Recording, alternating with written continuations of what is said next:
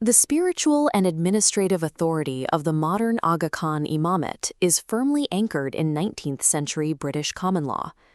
In 1840, Hassan Ali Shah, the first Aga Khan, led a failed military rebellion against the Persian Qajar dynasty.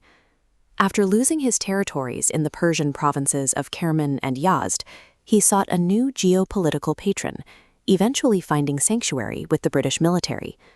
He fled eastward, crossing out of Persia and into Afghanistan to enter the British sphere of influence. There, he provided mercenary cavalry to British forces, offering strategic intelligence and combat support during the First Anglo-Afghan War and the conquest of Sindh. General Charles Napier rewarded this assistance with a lifetime pension and military protection, while the British Crown granted him the official title of His Highness. By 1848, the Aga Khan settled permanently in Bombay, marking the transition of the Imamat from a sovereign Persian territory to a legal entity within a secular British colony. This military alliance transformed a dispossessed refugee into a protected, hereditary leader backed by the administrative power of the British Empire. In Bombay, the Aga Khan encountered the Khoja merchant caste, a community with a long-established, independent presence in Western India. The Khojas managed their own communal property, using their business profits to fund independent prayer halls, known as Jamaat Khanas, and private burial grounds. The community followed a tradition called Sakpanth, or the True Path, which integrated local Hindu practices with Muslim symbolism. Governance was decentralized. Local councils, called justis, managed community affairs independently, without a centralized spiritual hierarchy. This religious identity was fluid and oral, blending customs like Hindu property law with Islamic rituals in a way that defied the rigid categories used by colonial officials. Following his arrival, Aga Khan I moved to centralize this authority. He demanded mandatory religious tithes and required that communal properties be legally transferred into his name. A faction of Khoja leaders revolted.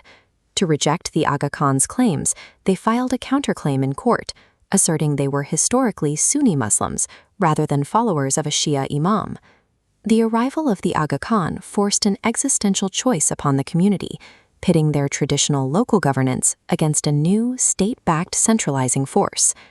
These mounting religious and financial tensions eventually moved out of the local community and into the British legal system for a formal resolution.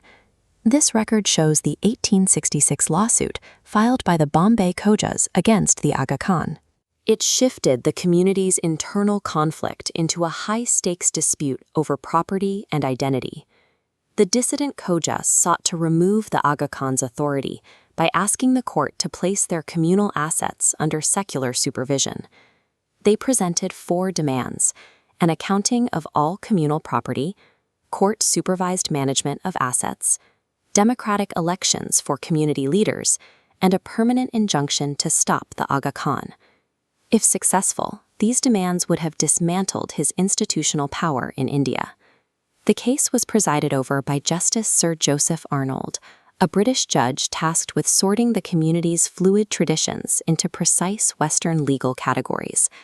This left a colonial judge with no personal connection to Islam as the final arbiter of a 1,400-year-old sectarian identity. During the 25-day trial, the Aga Khan's legal counsel presented the Das Avatar, a text that would provide the evidentiary basis for the court's ruling. The Das Avatar was a deeply revered devotional work, recited and used by the Khoja community in their daily religious practice. The defense focused on the text's central theme.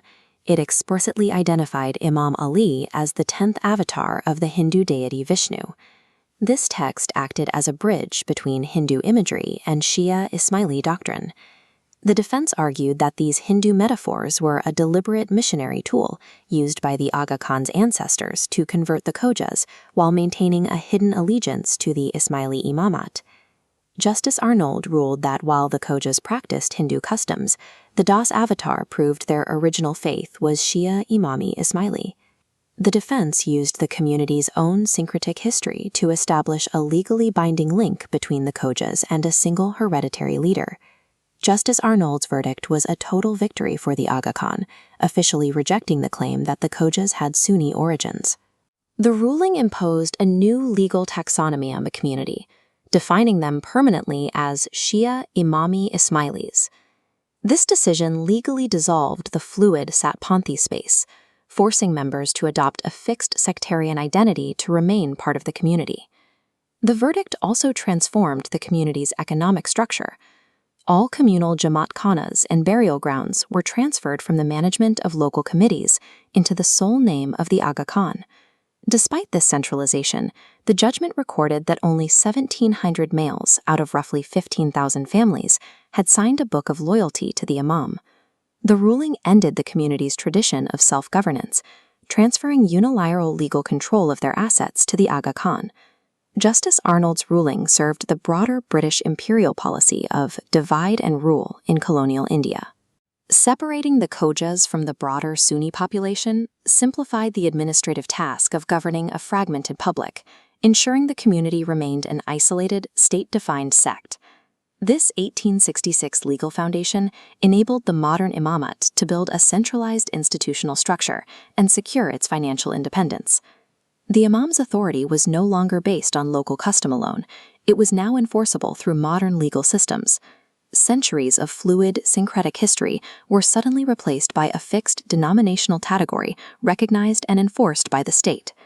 A British colonial judge codified the modern Imamat's administrative power, replacing the fluid spiritual consensus that had defined the Khoja community for generations.